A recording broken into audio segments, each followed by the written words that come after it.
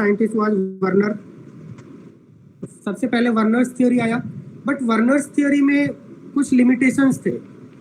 Limitation ये था कि वर्नर्स थ्योरी हमें प्राइमरी वैलेंसी और सेकेंडरी वैलेंसी के बारे में बताता है, आयनिक बॉन्ड और कोऑर्डिनेट बॉन्ड के बारे में बताता है, बट वर्नर्स थ्योरी ये नहीं बता पाता है कि आपका कंपाउंड का हाइब्रिडाइजेशन क्या होगा, सेंट्रल मेटल का हाइब्रिडाइजेशन क्या होगा, स्ट्रक्चर क्या होगा, कलर क्यों आ रहा है, मैग्नेटिक प्रॉपर्टी क्या होगा, whether that complex will paramagnetic और डायमैग्नेटिक, ये सभी बातें वर्नर्स थ्योरी नहीं बता पाया। तो दैट्स व्हाई वर्नर्स थ्योरी आपका फेल हो गया। देन उसके बाद नेक्स्ट थ्योरी आया valence bond theory.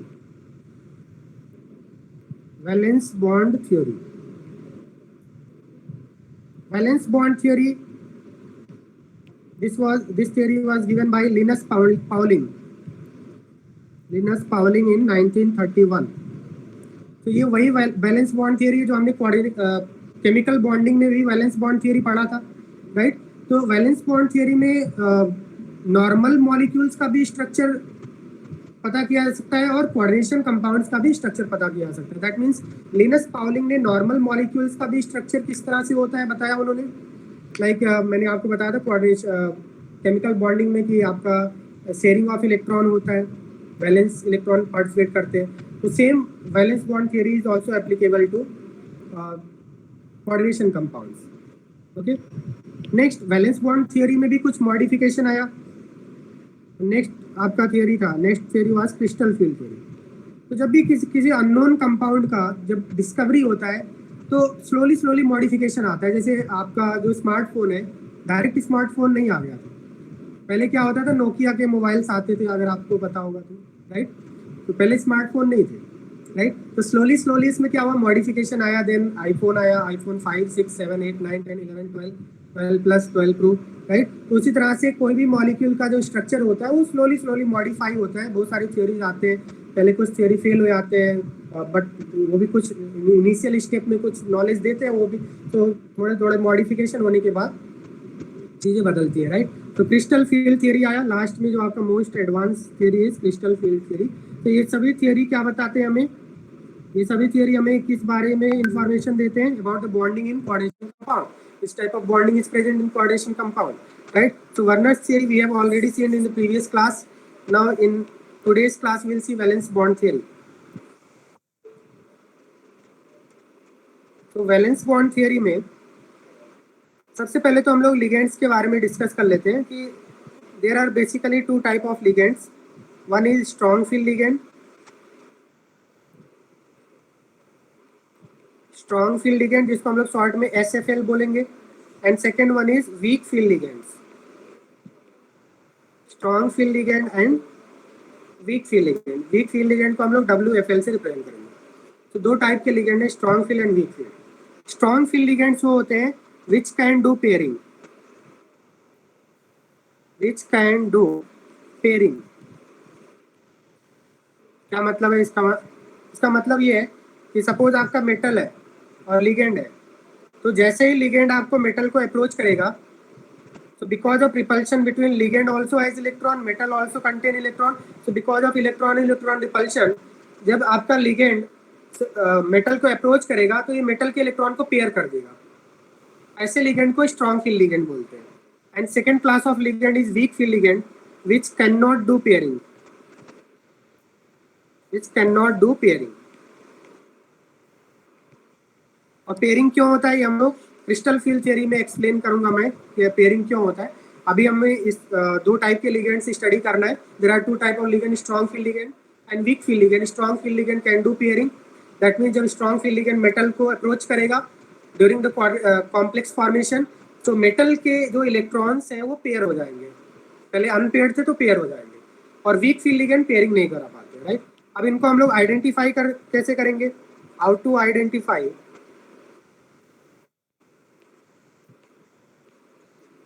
strong field ligand or weak field ligand, which one is strong, which one is weak, how to identify this?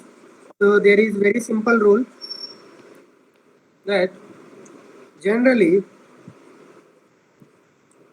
carbon and nitrogen donor ligands are strong field ligands, whereas oxygen and halogen oxygen and halogen donor ligands are weak field ligand. तो carbon and nitrogen, ऐसे ligand जिसमें carbon या nitrogen donor atom है, ऐसे ligand strong field ligand होते हैं। मतलब जब वो मेटल को अप्रोच करेंगे तो मेटल के इलेक्ट्रॉन पेयर हो जाएंगे। और ऑक्सीजन और हैलोजन डोनर एटम वाले लिगेंड क्या होंगे? वीक फील्ड लिगेंड होंगे।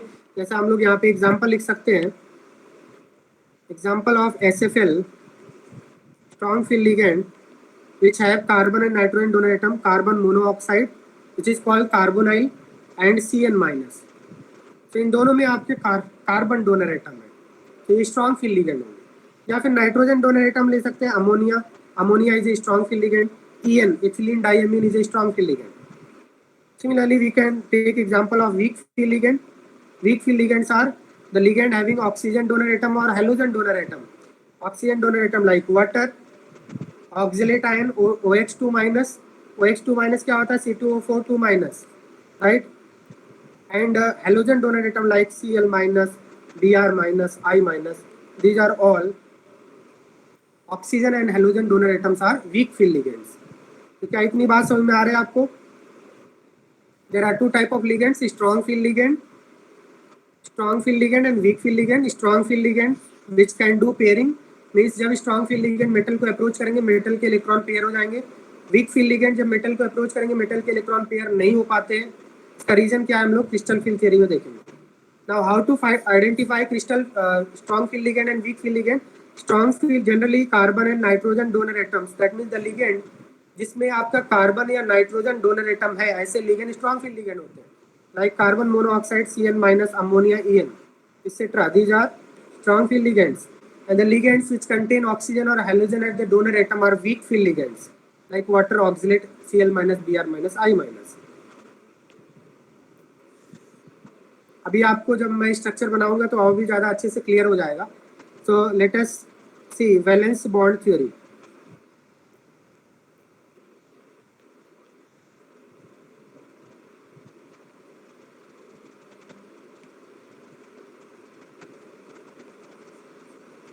This was given by Linus Pauling, same scientist जिन्होंने इलेक्ट्रोनेगेटिविटी स्केल दिया था, Pauling scale, Linus Pauling in 1931। So according to valence bond theory, according to VBT, metals behave as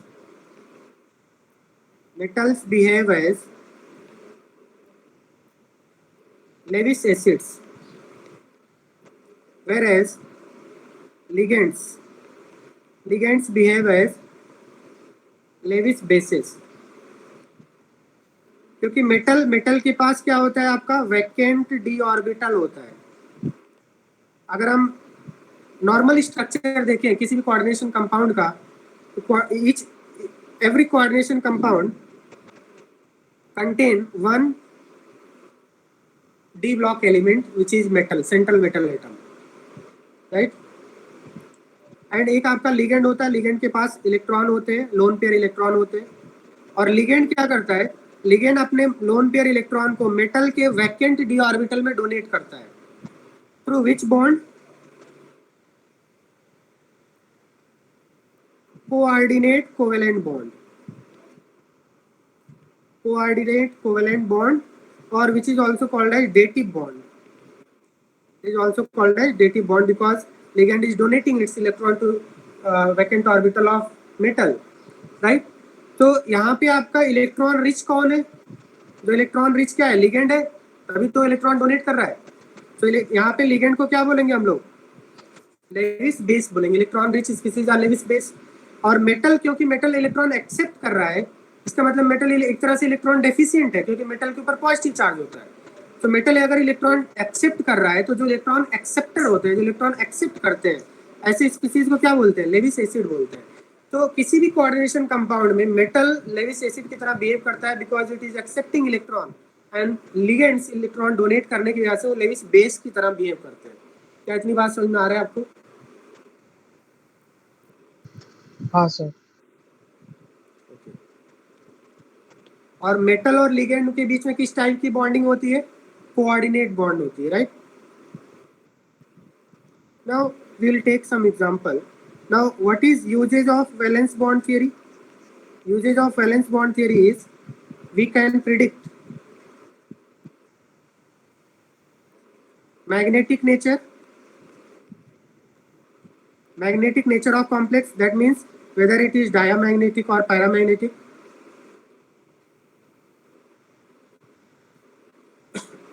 We can predict hybridization of central metal atom.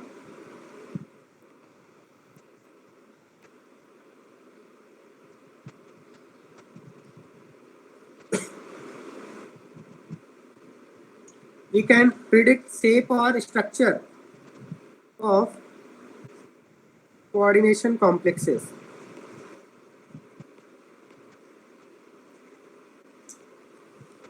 तो हमने last class में Werner's theory पढ़ा था. Werner's theory में ये सभी चीजें explain नहीं कर सकते. आप वर्नर्स थियरी के अकॉर्डिंग अगर देखेंगे तो वर्नर ने दो ही बातें बोली थी. First thing is primary valency, second is secondary valency. Primary valency ionizable, secondary valency non ionizable. But उन्होंने कॉम्प्लेक्स का शेप कैसा होगा, डायमैग्नेटिक होगा, पैरामैग्नेटिक होगा, हाइब्रिडाइजेशन क्या होगा, इन सब के बारे में उन्होंने इंफॉर्मेशन नहीं दिया. Right. But at that time in olden days Werner ने जो इंफॉर्मेशन दिया था that was great achievement at that time. क्योंकि कोऑर्डिनेशन कंपाउंड हमें दिखता नहीं, फिर भी उन्होंने उसका स्ट्रक्चर बना दिया. That is not easy, right. कि उन्होंने बहुत सारे एक्सपेरिमेंट करके एक बेसिस रखा कोऑर्डिनेशन कंपाउंड का. That's why he was given Nobel prize, right. But उसमें भी कुछ लिमिटेशन थी. तो उसके बाद आपका वैलेंस बॉन्ड थियरी आया. तो वैलेंस बॉन्ड थियरी से हाइब्रिडाइजेशन, शेप, स्ट्रक्चर कैसे आइडेंटिफाई करते हैं इसके बारे में हम लोग यहाँ पे सीखने वाले हैं. राइट. एक हम लोग एग्जाम्पल लेते हैं. Let us take one example of CO NH3 6 3+. इस कॉम्प्लेक्स का कोऑर्डिनेशन नंबर 6 है. All of you know this. There are 6 ligands, so coordination number is 6. Now it is given that magnetic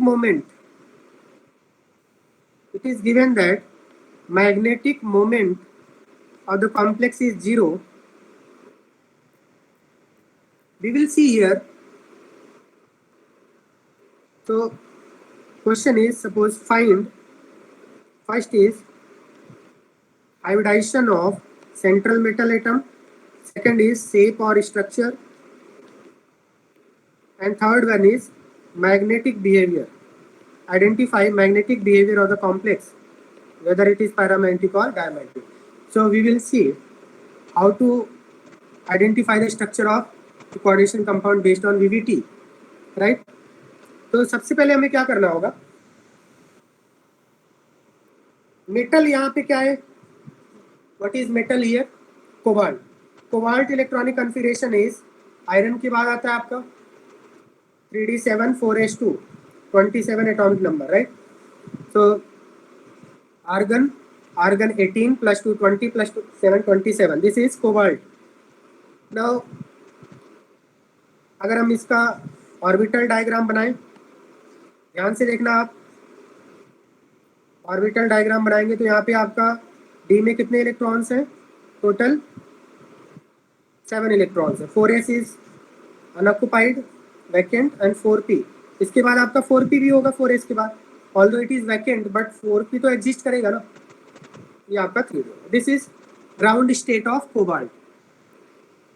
अब इसमें बताइए कि सबसे पहले कि यहाँ पे कोबाल्ट का ऑक्सीजन स्टेट कितना है? अमोनिया न्यूट्रल है. कोबाल्ट का ऑक्सीजन स्टेट कितना है? 3 है, राइट. तो 3 का मतलब क्या है कि कोबाल्ट ऑक्सीजन स्टेट इज 3+. 3+ का मतलब लॉस ऑफ 3 इलेक्ट्रॉन. तो कोबाल्ट 3+ क्या बनेगा? 3d6 4s 0, right. 3 electron lose कर दिया हमने यहाँ से.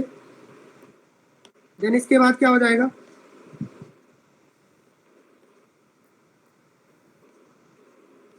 ये इलेक्ट्रॉनिक कॉन्फ़िगरेशन बनेगा आपका कोबाल्ट 3+ का.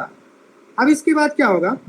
This is metal, this is the configuration of metal. M stands for metal. Now ligand will approach to metal. 6 direction से लिगेंड अप्रोच करेंगे, अमोनिया मॉलिक्यूल्स अप्रोच करेंगे. अब जब अमोनिया मॉलिक्यूल्स अप्रोच करेंगे तो अमोनिया के पास भी लोन पेयर है, मेटल के अंदर भी लोन पेयर, तो लोन पेयर में रिपल्शन होगा, और रिपल्शन होने की वजह से क्या होगा, जो आपके इलेक्ट्रॉन्स हैं वो पेयर हो जाएंगे।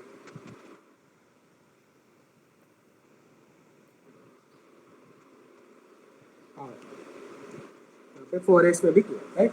हाँ, इलेक्ट्रॉन आपके अभी करेक्ट है, तो 2 यहाँ से रिमूव कर दिया, एक यहाँ से रिमूव कर दिया, 3 इलेक्ट्रॉन रिमूव हो गए, ठीक है। तो लिगेंड जब मेटल को अप्रोच करेगा तो क्या होगा, because of electron repulsion, ligand metal के जो इलेक्ट्रॉन्स है वो पेयर हो जाएंगे, राइट।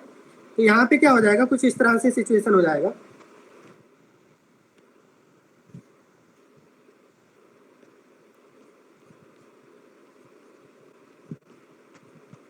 राइट, इस तरह का सिचुएशन हो जाएगा।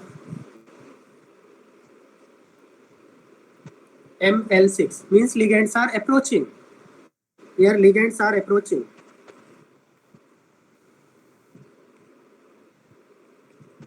Ligands are approaching. That's why यहाँ पे क्या हो गया, पेयरिंग हो गया। एंड आपको पेयरिंग क्यों हुआ, यहाँ पे इंफॉर्मेशन दिया है मैग्नेटिक मोमेंट। मैग्नेटिक मोमेंट का फॉर्मूला क्या होता है, what is formula to calculate magnetic moment? Root under n into n+2 Bohr magneton, where n is, what is n here? n is number of unpaired electrons, number of unpaired electrons. अब इस complex का आपको information given है कि इस complex का magnetic moment 0 है। What does it mean? It means that there is no unpaired electron in the complex, right. There is no unpaired electron in the complex because magnetic moment is 0, it is given. Do you agree with this? Magnetic moment is root under n into n+2 Bohr magneton, ये हमने 11th class में देखा था।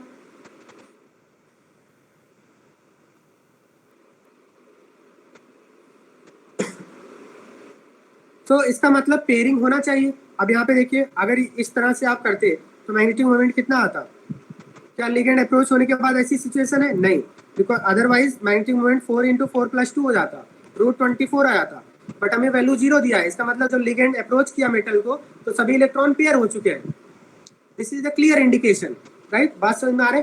और मैंने आपको बताया भी है, मैंने अभी आपको थोड़ी देर पहले बता दिया कि strong field ligand like ammonia, जो carbon and nitrogen donor atoms होते हैं, इसमें नाइट्रोजन डोनर एटम है, लाइक अमोनिया।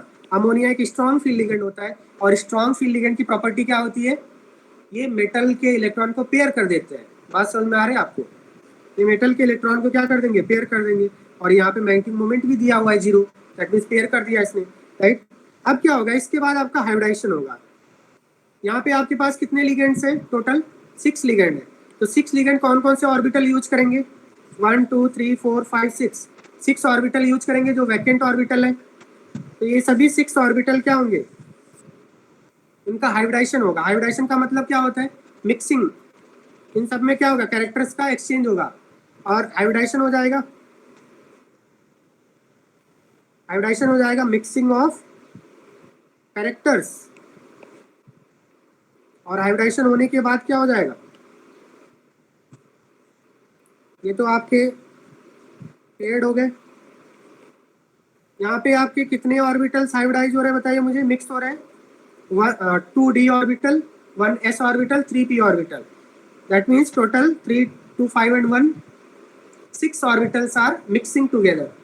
तो ये आपस में कैरेक्टर्स का एक्सचेंज करेंगे, s का कैरेक्टर d में जाएगा, d कैरेक्टर s में जाएगा, और हमारे पास कितने हाइब्रिड ऑर्बिटल मिलेंगे? Number of orbitals before hybridization is equal to number of orbitals after hybridization. 6 hybrid orbitals मिलेंगे। और हाइब्रिड ऑर्बिटल की प्रॉपर्टी क्या होती है?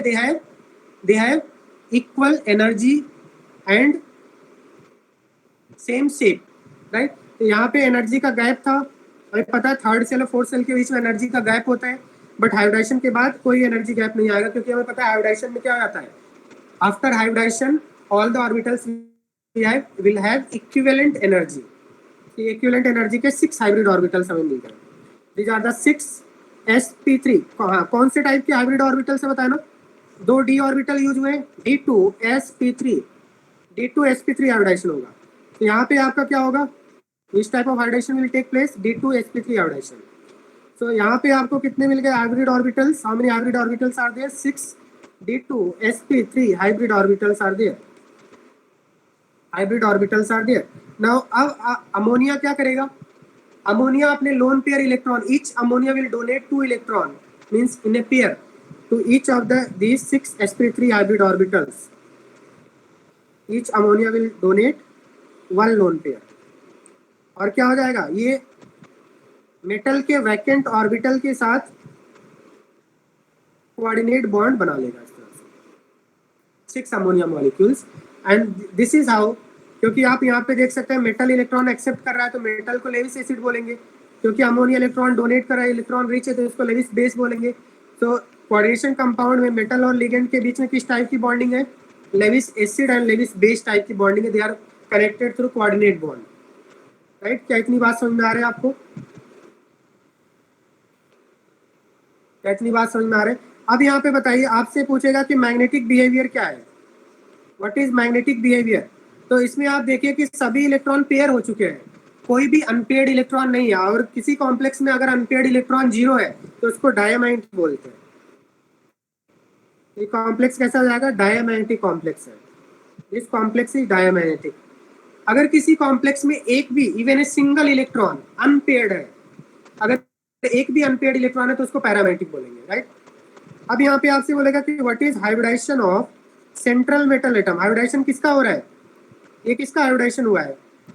मेटल का हुआ है ना, ये मेटल के ऑर्बिटल्स है ना, मेटल का हाइब्रिडाइजेशन हुआ है। So what is hybridization of cobalt here?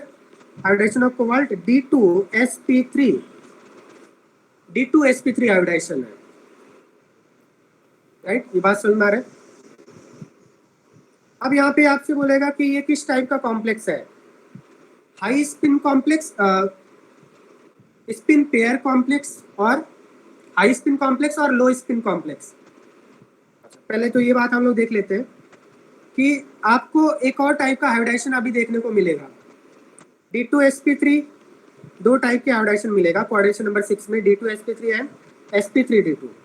सबसे पहले तो ये बात जानना जरूरी है कि what is difference between D2sp3 and sp3d2। D2sp3 का मतलब ये होता है जब आपका इनर डी ऑर्बिटल यूज होगा। इनर डी का मतलब 3d ऑर्बिटल जब यूज होता है तो हम लोग हाइब्रिडाइजेशन लिखते हैं D2sp3। अगर आउटर डी यूज होता that means 4d orbital use होता। सपोज मान लिया ये ऑर्बिटल आपका फुल होता, मान लिया लेट अस इमेजिन दैट ये ऑर्बिटल आपका फुल होता, तो फिर अमोनिया कौन से ऑर्बिटल में इलेक्ट्रॉन डोनेट करता? sp3, और 2d बाहर वाले 4d यूज करता। तो उस ऑर्बिटल को हम, तो वहां पे हाइब्रिडाइजेशन क्या हो जाता? sp3d2 हो जाता। बट क्योंकि यहाँ पे 3d ऑर्बिटल जो इनर कोर का ऑर्बिटल है, इनर सेल का ऑर्बिटल वैकेंट है, तो यहाँ पे हाइब्रिडेशन D2sp3 होगा, क्योंकि यहाँ पे 3d ऑर्बिटल यूज किया गया है, इनर सेल का ऑर्बिटल यूज किया गया है। अगर ये 3d फील्ड होता तो अमोनिया बाहर वाले d ऑर्बिटल को यूज करता, 4d यूज करता, वहां पे हाइब्रिडेशन क्या हो जाता? sp3d2। तो क्या सभी स्टूडेंट्स को समझ में आ गया what is difference between D2sp3 and sp3d2? D2sp3 means inner d orbital is used. D2sp3 में आपका 3d ऑर्बिटल यूज किया गया है, जिसको हम लोग बोलते हैं inner d orbital, inner shell का d ऑर्बिटल है। और sp3d2 हाइब्रिडेशन कब होगा? जब आपका 4d ऑर्बिटल यूज होगा, outer d orbital, outer shell का ऑर्बिटल अगर यूज होगा तो इसको हम लोग sp3d2 बोलेंगे। तो यहाँ पे सबसे पहले बताइए कि ये जो कॉम्प्लेक्स है ये इनर ऑर्बिटल कॉम्प्लेक्स है या आउटर ऑर्बिटल कॉम्प्लेक्स है? तो आप बोलेंगे this is an example of inner orbital complex. अगर बाहर वाला डी यूज होता तो आप बोलते outer orbital complex. Now next one is, आपसे ये पूछा जाएगा कि is this high spin complex और low spin complex? Is this high spin complex और low spin complex?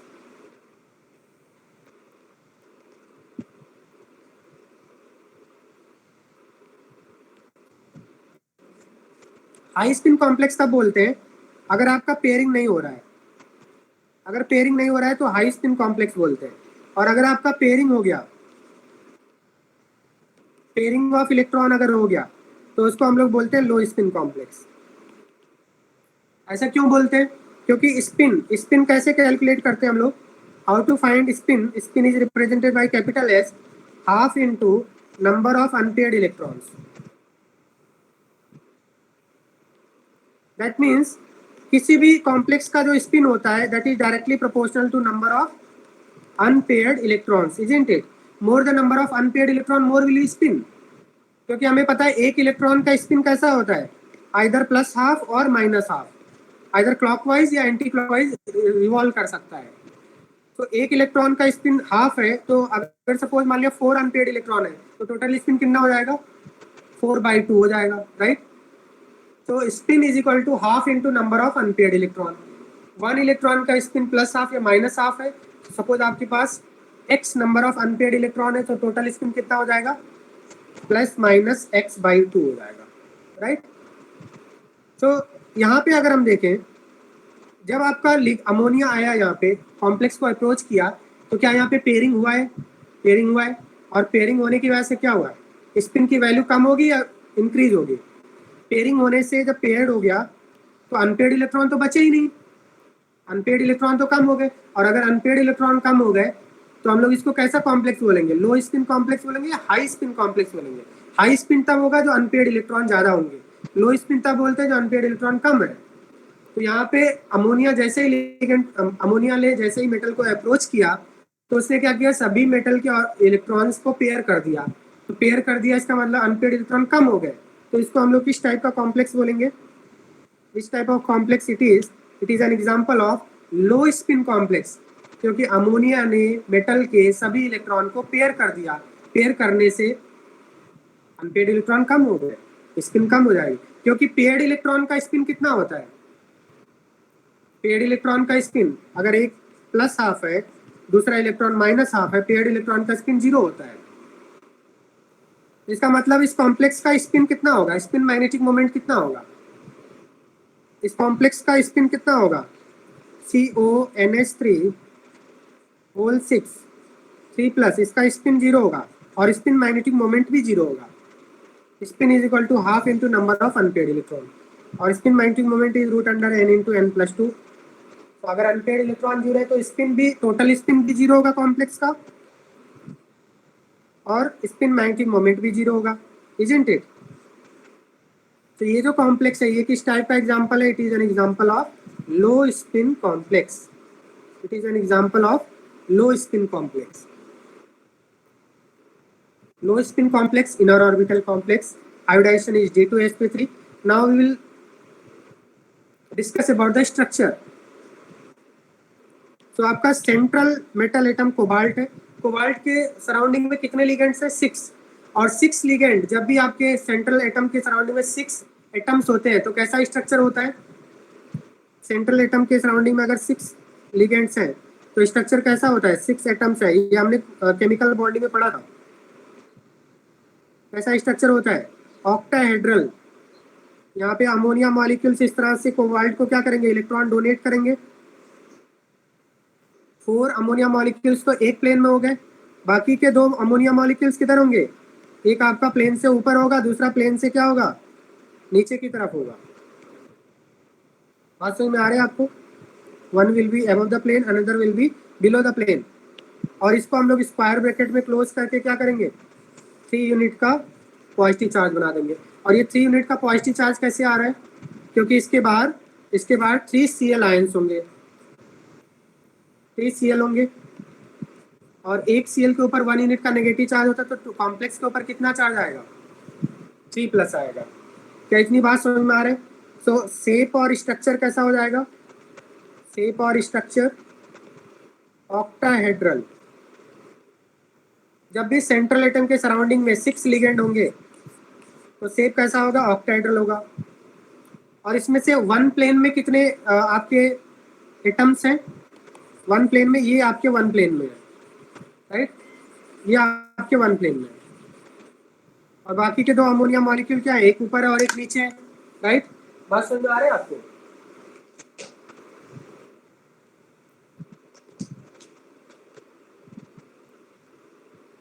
This is octahedral structure, right? आपको वीडियो दिखाई दे रहा है सभी को? वीडियो दिखाई दे रहा है? This is octahedral. तो यहाँ पे आपका येलो कलर क्या है? आपका ये सेंट्रल एटम है, सेंट्रल एटम कौन है यहाँ पे? कोबाल्ट। सभी को वीडियो दिखाई दे रहा है क्या? हाँ sir.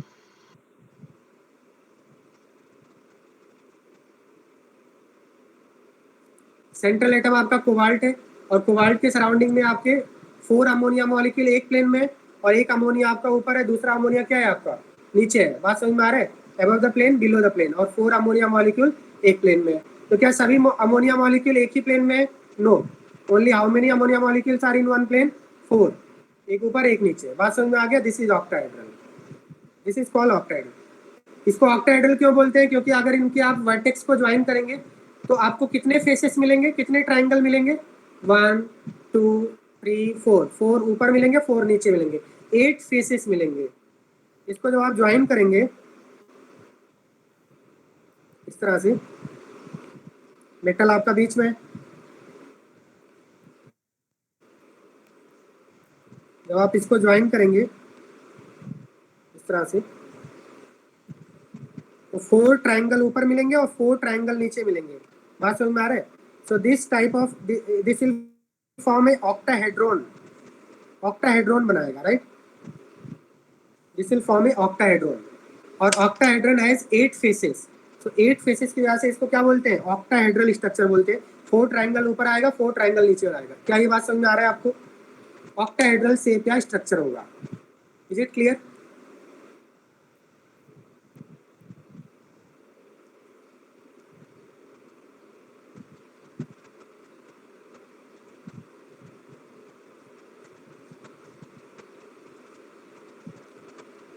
So in valence bond theory, metals behave as Lewis acid, ligands behave as Lewis bases। और आपको एक कॉम्प्लेक्स गिवन है, इस कॉम्प्लेक्स का आपको क्या बताना है? हाइब्रिडाइजेशन, शेप और काइनेटिक बिहेवियर बताना था। तो सबसे पहले हमने कॉम्प्लेक्स में देख लिया, सेंट्रल एटम कोबाल्ट था, कोबाल्ट ने 3 इलेक्ट्रॉन लूज किया, तो इस टाइप का आपका मेटल आ गया। देन जब लिगेंड आपको मेटल को अप्रोच करेगा, इसके इलेक्ट्रॉन पेयर्ड हो जाएंगे, क्योंकि आपको इन्फॉर्मेशन गिवन है कि इसका मैग्नेटिक मोमेंट 0 है। Magnetic moment 0 means no unpaired electron, right? और मैग्नेटिक मोमेंट 0 है, इसका मतलब इलेक्ट्रॉन पेयर्ड हो गया। As soon as ligand starts approaching to metal, all the electron of metal will be paired. और पेयरिंग होने के बाद हाइब्रिडाइजेशन हुआ। हाइब्रिडाइजेशन होने के बाद हमारे पास 6 D2sp3 हाइब्रिड ऑर्बिटल मिले। Now ammonia molecule, each ammonia molecule will donate 1 lone pair electron to the vacant orbital of central metal atom cobalt, and इस तरह से 6 कोऑर्डिनेट बॉन्ड बनाएगा और आपका स्ट्रक्चर हो जाएगा ऑक्टाहेड्रल। क्या ये बात सभी स्टूडेंट्स को समझ में आ रहा है? क्योंकि यहाँ पे इनर डी ऑर्बिटल यूज हुआ है, इसलिए हम लोग यहाँ पे इसको क्या बोल रहे हैं? इनर ऑर्बिटल कॉम्प्लेक्स बोल रहे हैं। और यहाँ पे इनर डी ऑर्बिटल यूज होने की वजह से इसको D2sp3 बोल रहे हैं। प्लस इसको क्या बोल रहे हैं हम लोग? क्योंकि आपका कोई भी अनपेयर्ड इलेक्ट्रॉन नहीं है, इसलिए डायमैग्नेटिक बोल रहे हैं। Diamagnetic inner orbital complex. And high spin क्यों बोल रहे हैं? लो स्पिन इसलिए बोल रहे हैं क्योंकि इलेक्ट्रॉन आपके पेयर्ड हो चुके हैं, इसलिए हम लोग इसको लो स्पिन कॉम्प्लेक्स बोल रहे हैं। हाँ बताइए क्या प्रॉब्लम है?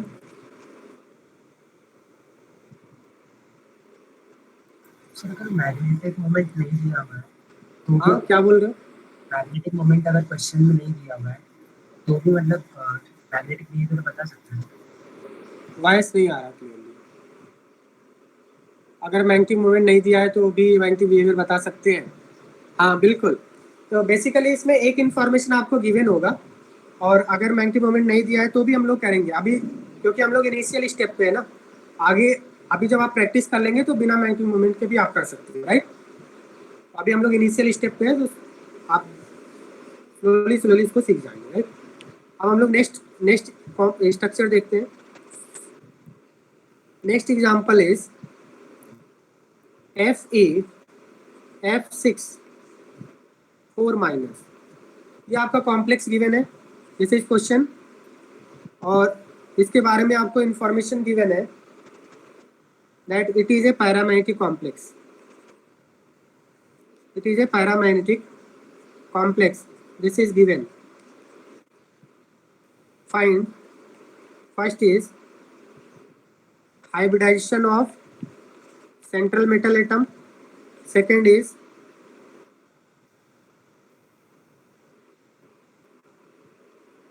shape or structure of molecule. Third is magnetic moment of complex. Fourth is identify whether it is inner orbital complex or outer orbital complex.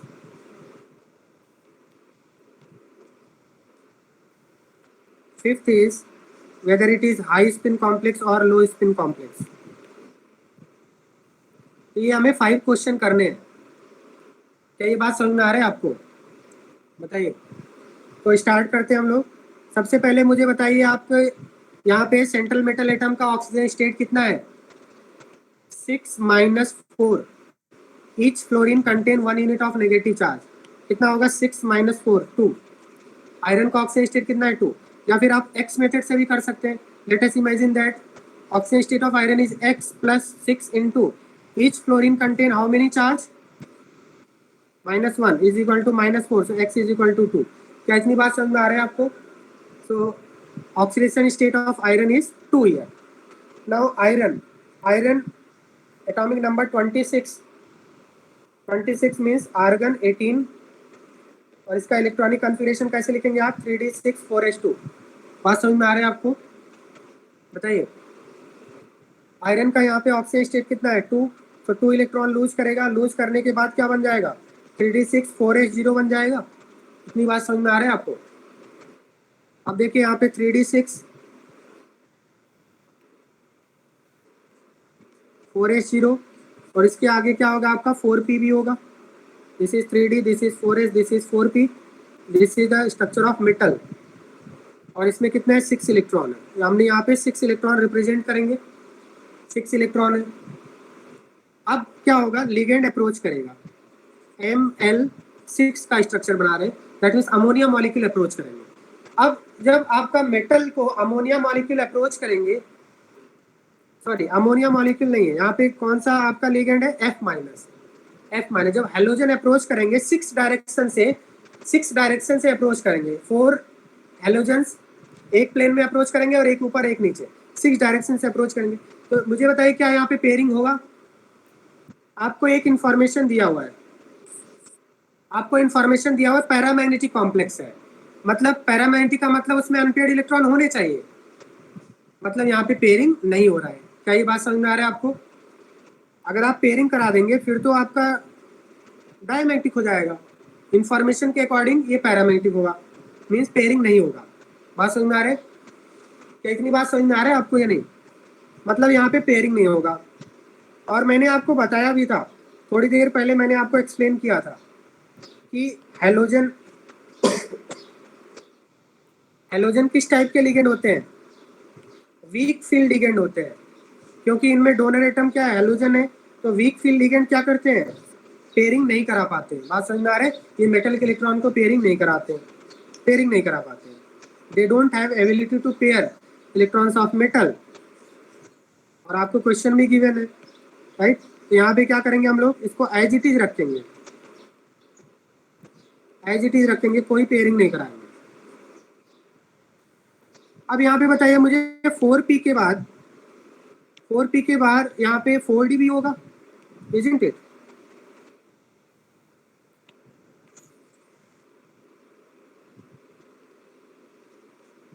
(4s, 4p और 4d भी होगा।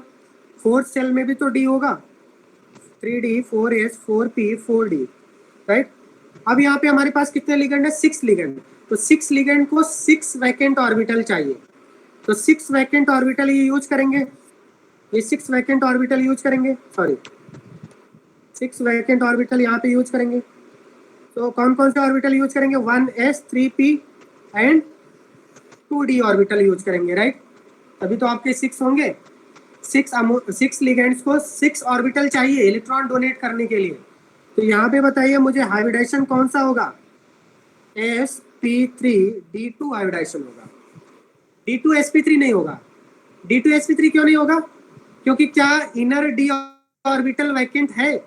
नहीं, क्योंकि जब लिगेंड आएगा तो क्या पेयर में इलेक्ट्रॉन डोनेट कर पाएगा इसमें? नहीं। एक ऑर्बिटल में तो मैक्सिमम 2 ही इलेक्ट्रॉन हो सकते हैं ना, 3 कैसे हो जाएंगे, राइट? तो इसका मतलब इधर तो नहीं कर पाएगा, तो इसका मतलब अब कौन से ऑर्बिटल यूज होंगे? Now 4d orbitals will be used, so the hybridization will be D2sp3, right? तो यहाँ पे क्या हो जाएगा, these are the orbitals of metal, ये तो आपके एज इट इज रहेंगे,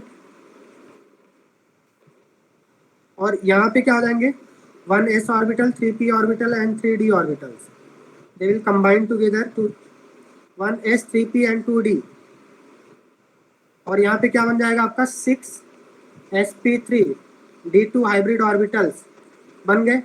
एंड हाइब्रिड ऑर्बिटल की क्या होती है, आइडेंटिकल शेप, साइज, एनर्जी सब कुछ आइडेंटिकल होती है, राइट? तो यहाँ पे कोई भी गैप नहीं बनाएंगे, पहले गैप था, अभी भी गैप, अब गैप नहीं रहेगा। Hybrid orbitals have identical energy, right? Now अब इसके बाद क्या होगा, now each fluoride ion will donate one lone pair to coordinate bond in the vacant orbital of iron, और वैकेंट ऑर्बिटल में डोनेट करके क्या हो जाएगा, कोऑर्डिनेट बॉन्ड से कनेक्टेड हो जाएगा, राइट? हमारे पास 6 फ्लोराइड आयन है, 6 लिगेंड है, और each ligand will donate 2 electron to the vacant orbital of metal. तो यहाँ पे आपका हाइब्रिडाइजेशन क्या हो गया कॉम्प्लेक्स का, sp3d2 हुआ। अगर इनर डी ऑर्बिटल, अगर 3d यूज होता, 3d यूज होता, इनर डी ऑर्बिटल यूज होता, तो आप क्या बोलते, D2sp3 बोलते। तो यहाँ पे जो लास्ट में डी लिखा हुआ ये कौन सा डी है, 4d है, राइट? नाउ इसके बाद आप बताइए क्या ये पैरामेंटिक कॉम्प्लेक्स है या डायमेंटिक कॉम्प्लेक्स है? This is a paramagnetic complex, paramagnetic complex, this is the magnetic behaviour, magnetic behavior, right? Because it contain unpaired electron. Now next one is, what will be magnetic moment value of this complex? Root under n into n plus 2. How many unpaired electrons are there? 4. तो यहाँ पे क्या हो जाएगा, 4 into 4 plus 2 root 24. Root 24 Bohr magnetron. This will be the BM. BM is the unit of magnetic moment. So root 24 Bohr magnetron will be the magnetic moment of this complex.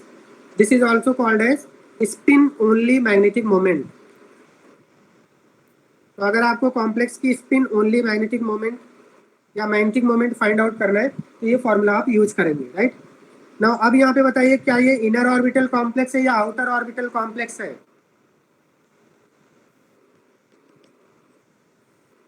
किस type का complex है ये? Outer orbital complex. Why it is outer orbital complex? Because here outer orbital is used, outer बाहर वाले orbital use किए गए। कौन से ऑर्बिटल यूज किए हैं हमने? 4d यूज किया है, right? So that's why it is outer orbital complex. Now tell me whether it is high spin complex or low spin complex. What is your opinion? Is it high spin complex or low spin complex?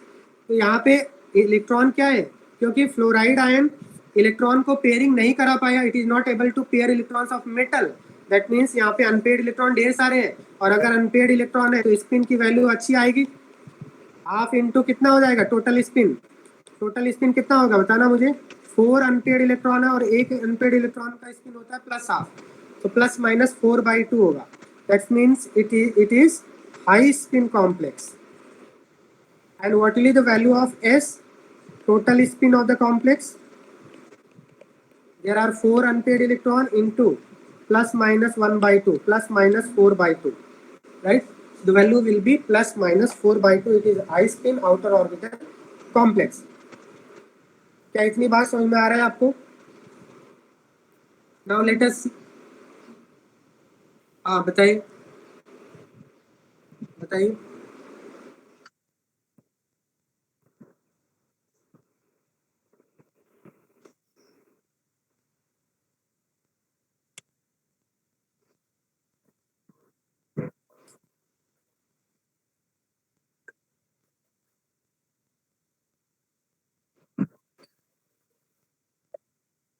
नहीं नहीं, ऐसा नहीं होता है।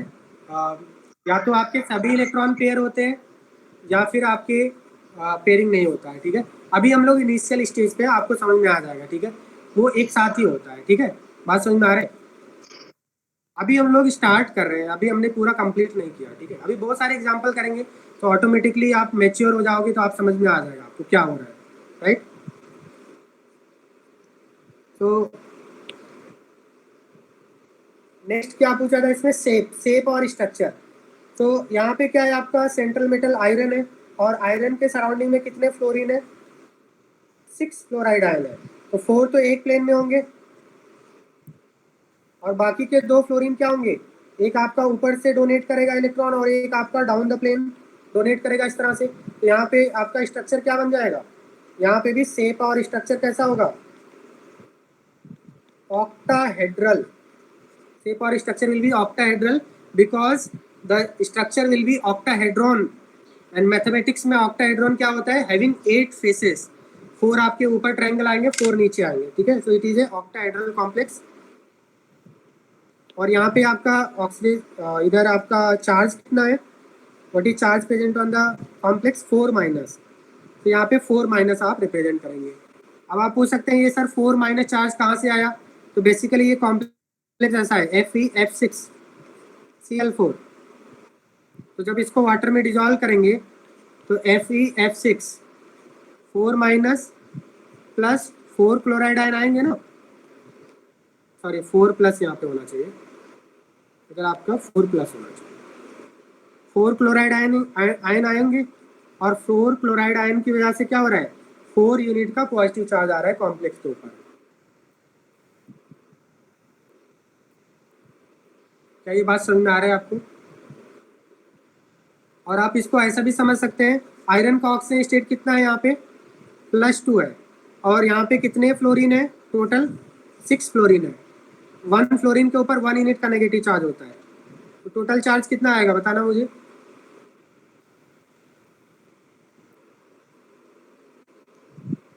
-4 आएगा ना। तो यहाँ पे कॉम्प्लेक्स के ऊपर कितना चार्ज हो जाएगा आपका, 4 माइनस चार्ज आएगा। यहाँ पे बेसिकली मैंने इधर ये आपका ऐसा होगा,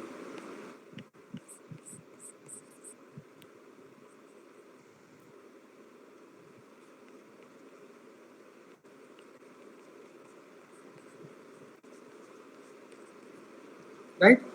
बात समझ में आ रहा है आपको? यहाँ पे क्या होंगे, how many potassium ions are there, 4 potassium ions are there and they are ionic bonded. यहाँ पे 4 नेगेटिव चार्ज आएगा। क्या ये बात समझ में आ रहा है आपको?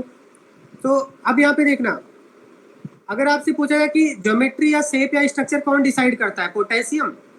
नहीं, आयनिक बॉन्ड का कोई डायरेक्शन नहीं होता है, क्योंकि आयनिक बॉन्ड तो इलेक्ट्रोस्टैटिक फोर्स ऑफ अट्रैक्शन है ना।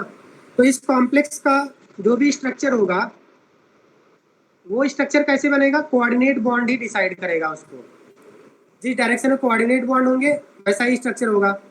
क्या आयनिक बॉन्ड का कोई डायरेक्शन होता है? आयनिक बॉन्ड नॉन डायरेक्शनल होते हैं, क्योंकि आयनिक बॉन्ड तो एक इलेक्ट्रोस्टैटिक फोर्स है, प्लस माइनस के बीच का अट्रैक्शन है, राइट। तो आयनिक बॉन्ड तो आप किधर भी बना सकते हैं।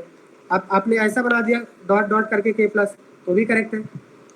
आयनिक बॉन्ड किसी भी डायरेक्शन में हो सकता है, बट कोऑर्डिनेट बॉन्ड का एक पर्टिकुलर डायरेक्शन होता है। कोऑर्डिनेट बॉन्ड ही ज्योमेट्री डिसाइड करता है किसी भी कॉम्प्लेक्स का। क्या ये बात समझ में आ रहा है आपको? तो यहाँ पे स्ट्रक्चर कैसा हो जाएगा आपका, ऑक्टाहेड्रल स्ट्रक्चर हो जाएगा।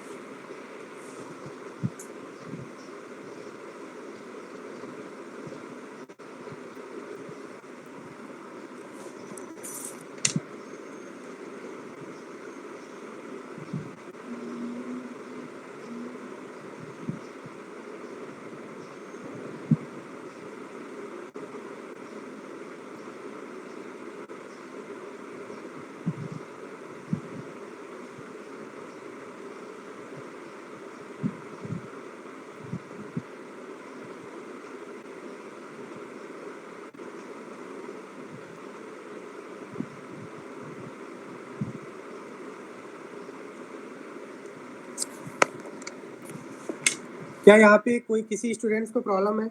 बताइए, is it clear to all of you?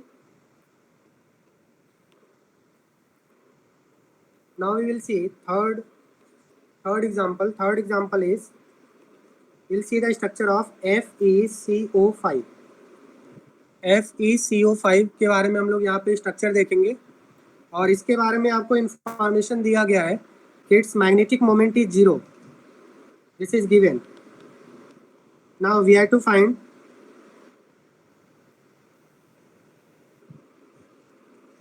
Hybridisation of atom, all the things, right. सभी इंफॉर्मेशन आपको जो लास्ट एग्जांपल में किया था सेम वैसा ही करना है यहाँ पे. ठीक है, बात समझ में आ रहा है आपको? FeCO5 mu is equal to 0. तो यहाँ पे हम लोग देखते हैं इसका shape, structure, hybridization, oxidation state, coordination number, सब कुछ यहाँ पे निकालेंगे. तो सबसे पहले यहाँ पे देखिए आयरन क्या है आपका 3d6 4s2. Argon atomic number 26. Iron का ऑक्सीजन स्टेट कितना है यहाँ पे? कार्बन मोनोऑक्साइड, जिसको हम लोग कार्बोनाइल बोलते हैं. Carbonyl is a neutral ligand. Carbonyl is a neutral ligand. तो अगर ये न्यूट्रल है तो आयरन का ऑक्सीजन स्टेट 0 होगा. Oxygen state of iron is 0, right. क्या इतनी बात समझ में आ रहा है आपको? And what is coordination number? Tell me, what is coordination number? How many ligands are there? 5. So coordination number is 5. And since CO is monodentate, right? So यहाँ पे हम लोग क्या करेंगे?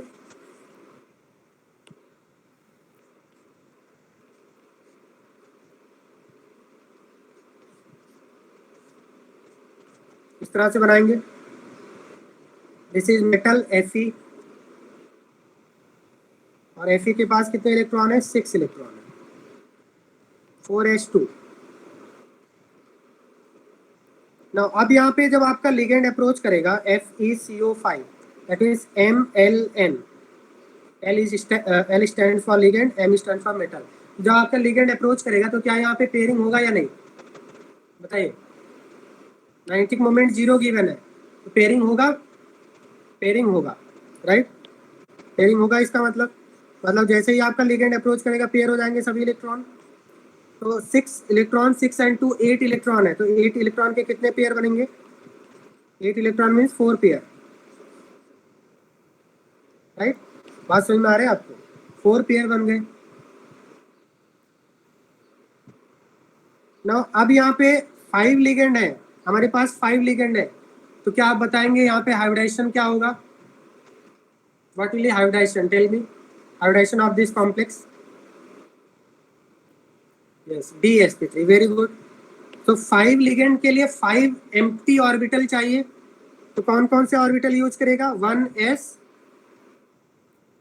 1d inner d orbital, 1s and 3p orbital, ये आपका use करेगा, right. Hybridisation हो जाएगा.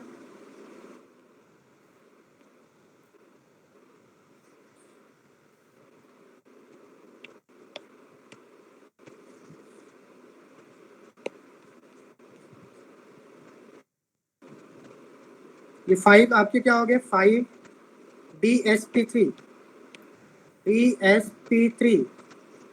हाइब्रिड ऑर्बिटल्स हमारे पास तैयार हो चुके हैं. अब क्या होगा? Now ligands will donate electron. Each ligand will donate 1 pair of electron to the vacant orbital of metal to coordinate bond. और यहाँ पे क्या हो जाएंगे? ये मेटल के इलेक्ट्रॉन इस तरह से हम लोग डॉटेड लाइन से रिप्रेजेंट करते हैं. दैट मीन्स ये डॉटेड वाले इलेक्ट्रॉन्स कौन से हैं? डॉटेड वाले इलेक्ट्रॉन कहाँ से आए? लिगेंड्स के इलेक्ट्रॉन है, right. These are the electrons of ligand and these are the electrons of metal. Clear. तो यहाँ पे हाइब्रिडेशन क्या हो गया? DsP3. अब यहाँ पे देखिए आप, एक बहुत ही इंपॉर्टेंट बात है, जब भी आपका कोऑर्डिनेशन नंबर 5 होता है तो वहाँ पे 2 पॉसिबिलिटी हो सकते हैं. एक आपका हाइब्रिडेशन DsP3 हो सकता है, दूसरा हाइब्रिडेशन sp3d हो सकता है. Do you agree with this? अगर आपका इनर ऑर्बिटल वैकेंट है, तो DsP3 होगा. सपोज मान लिया किसी मेटल में ये अगर आपका फील्ड होता तो बताइए कौन सा ऑर्बिटल यूज करता लिगेंड, बार वाले ऑर्बिटल यूज करता, 4D यूज करता, तो वहाँ पे क्या हाइब्रिडाइजेशन होता, sp3d हो जाता। अब यहाँ पे बात आप ध्यान रखना कि जब sp3d हाइब्रिडाइजेशन होता है, जैसे मैंने केमिकल बॉन्डिंग में भी आपको बताया था, तो स्ट्रक्चर कैसा होता है, ट्राइगोनल बाई पिरामिडल। जब आपका हाइब्रिडाइजेशन sp3 होता है तो ट्राइगोनल बाई पिरामिडल आपका शेप या स्ट्रक्चर होता है। बट जब आपका हाइब्रिडाइजेशन dsp3 होता है तो वहां पे आपका स्ट्रक्चर हो जाता है स्क्वायर पिरामिडल, स्क्वायर पिरामिडल होता है। क्योंकि कोऑर्डिनेशन नंबर 5 में आपके दो पॉसिबिलिटी हो सकते हैं, या तो आपका इस तरह से हो, तो ये किस टाइप का स्ट्रक्चर है, एक स्क्वायर बन रहा है और एक पिरामिड बन रहा है, square pyramidal, right, isn't it.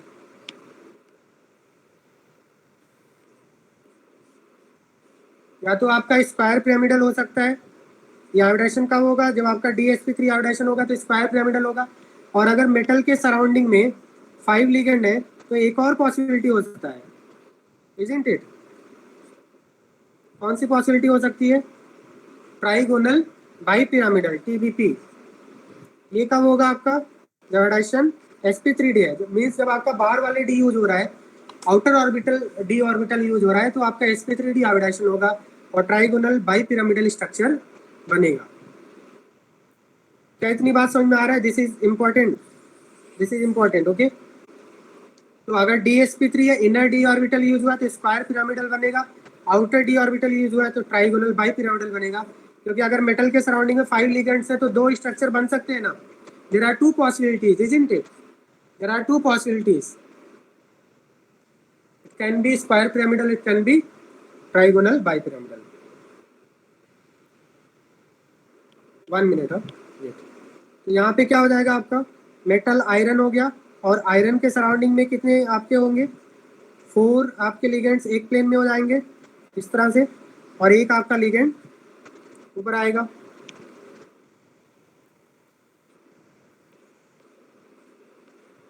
यहाँ पे आपका किस तरह से हो जाएगा स्ट्रक्चर, शेप और structure will be square pyramidal, square pyramidal structure होगा, right. Now tell me, is it inner orbital complex और outer orbital complex. inner d orbital is used, 3d orbital, 3d orbital is used, right. So it is an inner orbital complex, it is an inner orbital complex, it is not outer orbital complex। क्योंकि यहाँ पे आपका hybridization क्या है, what is hybridization of Fe here, dsp3, और यहाँ पे d कौन सा है, 3d है, d आपका 3d है, राइट। बात समझ में आ रहा है आपको, इनर ऑर्बिटल कॉम्प्लेक्स हो गया। Now is it high spin और low spin, high spin complex और लो स्पिन, यहाँ पे कोई भी अनपेड इलेक्ट्रॉन नहीं है, दैट मीन्स स्पिन जीरो होगा, spin zero means low spin complex. So it is an example of low spin complex, it is an example of low spin complex. Is it clear. और यहाँ पे देखिए pairing इसलिए हुआ, pairing इसलिए हुआ क्योंकि मैंने आपको बताया था यहाँ पे जो CO है, CO में डोनर एटम कौन सा है, कार्बन, और कार्बन डोनर एटम वाले कैसे होते हैं, कार्बन और नाइट्रोजन डोनर एटम वाले स्ट्रॉन्ग फील्ड लिगेंड होते हैं, और स्ट्रॉन्ग फील्ड लिगेंड पेयरिंग करा देता है। कार्बन मोनोऑक्साइड का जब आप स्ट्रक्चर बनाएंगे तो ऐसा ही स्ट्रक्चर होता है ना कार्बन मोनोऑक्साइड का, 11th क्लास में हमने देखा था, राइट। इसे बताइए डोनर एटम कौन होगा, ऑक्सीजन होगा जो ऑलरेडी पॉजिटिवली चार्ज है, नहीं, यहाँ पे डोनर एटम कौन होगा, डोनर एटम होगा कार्बन। तो कार्बन मेटल को इलेक्ट्रॉन डोनेट कर रहा है। बात समझ में आ रहा है आपको, is it clear to all of you. आप बताइए क्या डाउट है।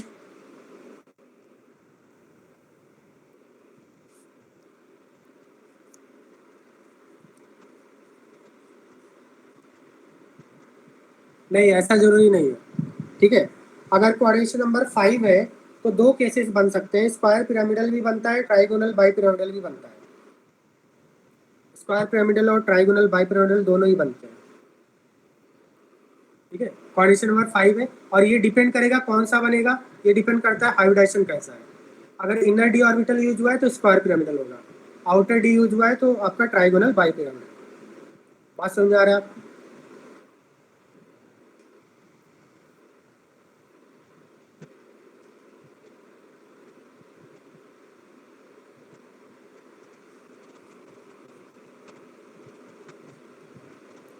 क्या इसमें किसी को प्रॉब्लम है? अब मैं आपको एक क्वेश्चन देता हूँ, क्या आप क्वेश्चन सॉल्व कर सकते हैं? 4s का इलेक्ट्रॉन पेयर 3D में, सिर्फ 4s का इलेक्ट्रॉन 3D में, हाँ हो सकता है ना, क्या प्रॉब्लम है? या आपका 2 पेयर, इधर 2 पेयर और ये भी आ सकता है, कोई प्रॉब्लम नहीं है। ठीक है, तो मैं आपको होमवर्क दे रहा हूँ, कोई प्रॉब्लम नहीं है। ठीक है, अभी आपका लेक्चर है क्या? लेक्चर है, होमवर्क लिखिए। ठीक है, मैं होमवर्क सेंड कर देता हूँ। ठीक है, आपको होमवर्क मैं आपको सेंड कर देता हूँ। NiCl4 2 माइनस NiCN4 2 माइनस, इसका आपको क्या बताना है? इन दोनों कंपाउंड का स्ट्रक्चर बताना है, ऑक्सीडेशन स्टेट बताना है, कोऑर्डिनेशन नंबर बताना है, इनर है या आउटर ऑर्बिटल कॉम्प्लेक्स है, मैग्नेटिक मोमेंट निकालना है, 6 आपको हाइब्रिडाइजेशन निकालना है। क्या ये आप सॉल्व कर लेंगे? बताइए मुझे, हो जाएगा? तो आज की क्लास में आपको सेंड करता हूँ, आप रिवाइज कर लेना। Okay, all of you have to revise. That's all for today, see in the next class, good bye.